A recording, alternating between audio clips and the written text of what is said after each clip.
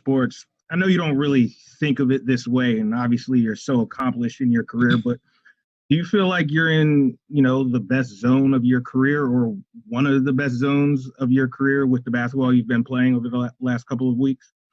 100%. But, I mean, it's all about what's happening now. I don't compare it to really anything in terms of what has happened in the past. Like, I obviously know the levels I've been at and our team's been at and where we're trying to go as a team. But definitely in terms of how I'm playing, like I've saying it for a while, I feel confident and strong and in rhythm, and it's a good feeling and want to keep getting better. That's the goal. Hi, Steph. Janie McCauley from AP.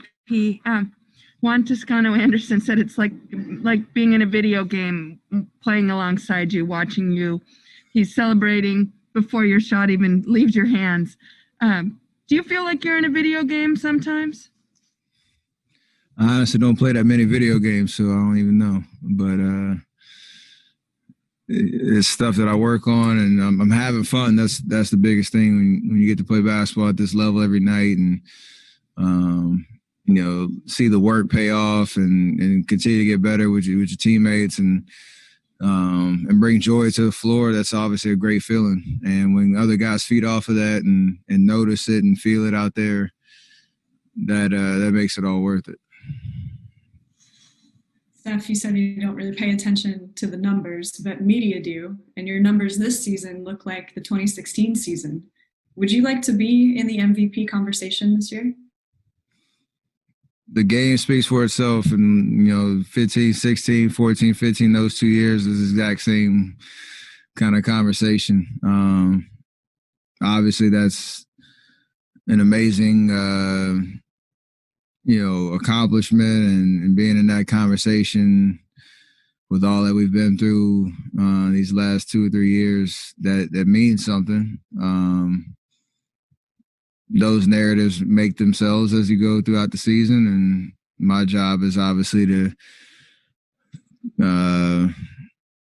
just be at the level that I expect to be, and usually that means you're at the top at the end of the season. So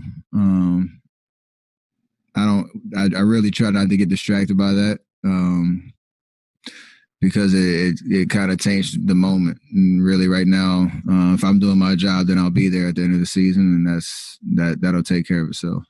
Steph, and going off what Kerry just asked, I think the biggest knock that people have on you right now is wins and losses. Should that be taken into consideration, do you think, for the MVP race? It always has, and it always will. And like I said, those narratives, you could always make judgments based on what you value and what you see, and numbers and wins and losses and the eye test and all that type of stuff.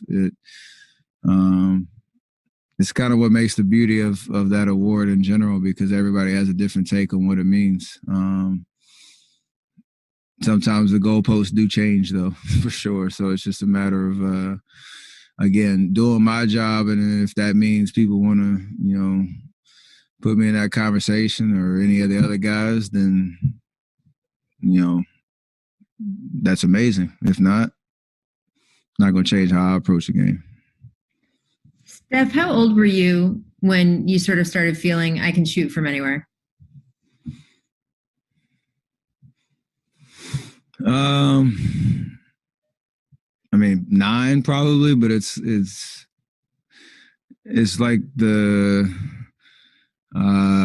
idea of, like, you have an imagination, creativity of what you feel like is possible, but that continues to evolve at every level that you get to, and the more work that you put in. And probably when I was 24, it was like the time you start to really think, okay, this could be something at the highest level. So, you work on your craft, year after year after year after year, and continue to get better. Your confidence grows. Your imagination grows. You prove that you can do it on the court with the reps, and it kind of builds on itself that way. When you were 9, how far out could you make it from? About 18 feet. It's pretty solid. No, actually, I take that back. No, that's actually right. Because when I was 11 or 12, was when my dad was in Toronto. That's when we started to really shoot from like NBA range. But yeah, not under AAU. It was deadly with the 18-footer. Thanks. Steph, you guys have come. Oh, Sorry, go ahead. Steph, you guys have come a long way since the season opener and the last time you played the Brooklyn Nets. How much are you looking forward to Saturday, and what do you think that rematch will be like and meeting KD again? It'll be totally different. They're a different team. Obviously with James and just that three-headed monster. So I think KD will be back. From the health and safety protocols and all that, and I'm sure they're still figuring themselves out in terms of how they're going to coexist and play. And obviously when you have three guys like that, when they all click, you've seen it. Offensively, they're unbelievable. So it's going to be a huge task for us. It's going to be fun, and looking forward to it.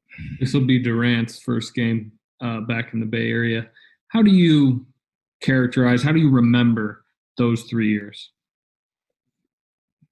2 championships, for unfortunate ending with injuries and not getting it done in the 19 finals, but it was, some of the best basketball that I think the world has ever seen. And, the ability to put that much talent and experience together and make it work. There was no guarantee that it was gonna work, and we figured it out, and it was an amazing run, and one that when it's all said and done, we'll remember. The heights that we accomplished and achieved, and that was an amazing 3 years of a moment in time. Yep.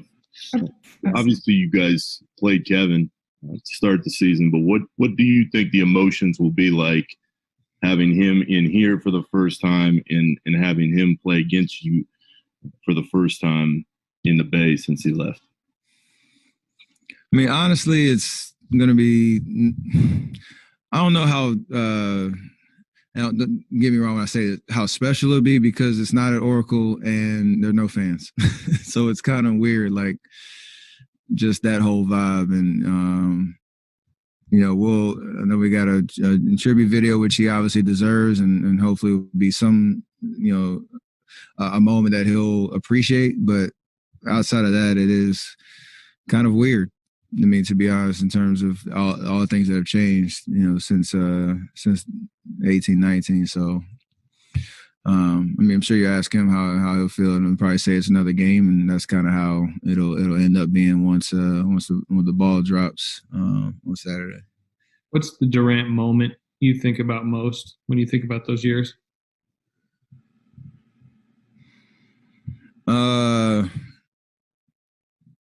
Obviously, probably the game 3 shot in 17. Just because that was the best basketball I think we've all experienced on both sides. That Cavs team was amazing. We were amazing, and every game was special. And that shot was one that was obviously iconic in terms of us getting over the hump in Game 3 and ended up winning that championship. But it was an amazing moment for him, cementing himself as a champion. Whenever the time does come, who do you think gives the speech? Say what? Whenever the time does come, whenever you guys celebrate him with everybody here, who do you think gives the speech? Oh, I have no idea. It's a great question. We got a year to figure it out. Steph, kind of changing the subject away from KD. A couple minutes ago, you were talking about, as you get better and better and better, you think that you can shoot like this consistently, do all these things consistently. Then defenses start throwing more and more at you. What do you remember from those earlier conversations with Steve Kerr about how to deal with those defenses, and how have those conversations evolved as teams throw more at you?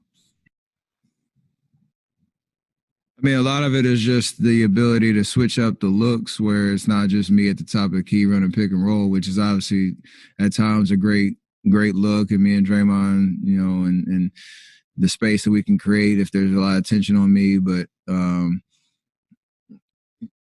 there's no secret of how I like to play, on and off the ball and being able to create, flow where that attention opens up shots for other people.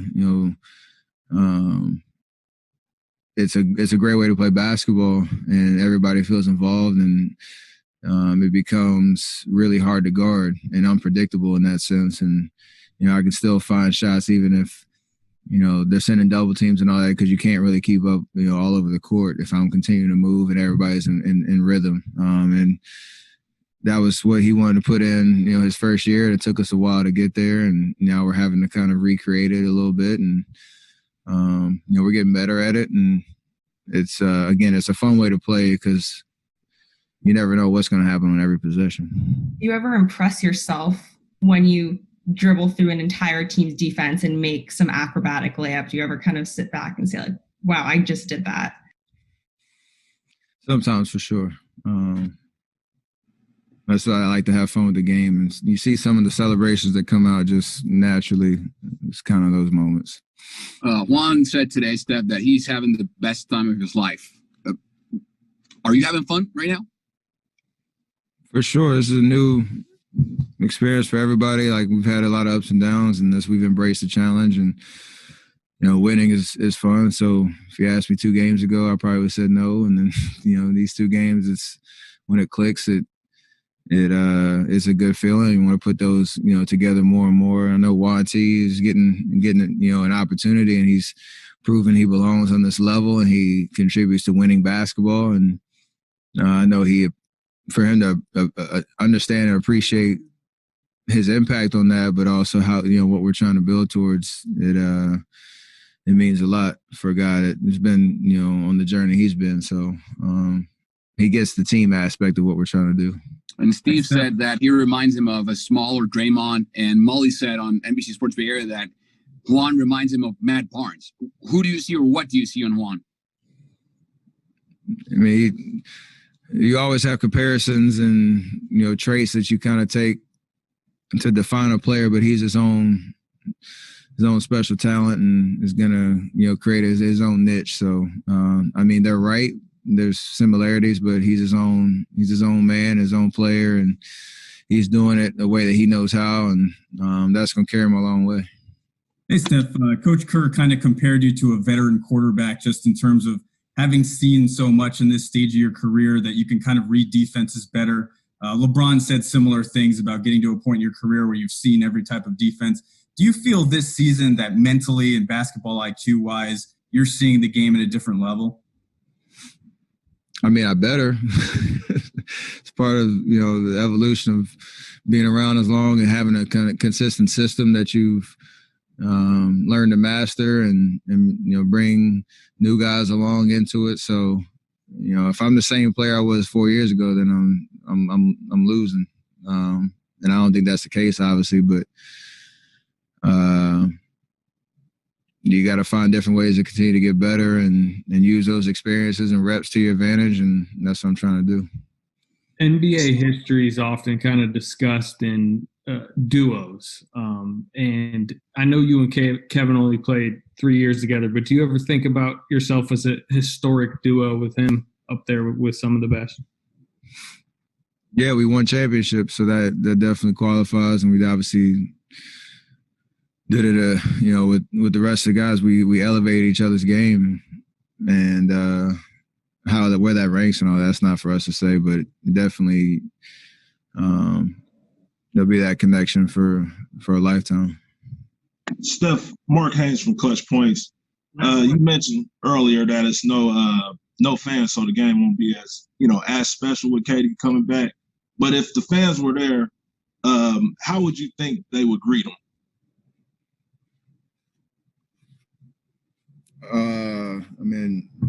Hopefully it would be nothing more than standing ovation and giving him the respect he deserves as a champion, and what he gave to us for 3 years.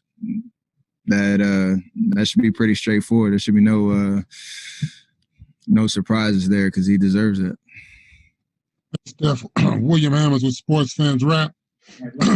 Guys, last one right here. Yeah, I really love that the Black History Month spot you did. I'm just curious, Was that something that you designed, and how important is to get that message about pretty much every month is Black History?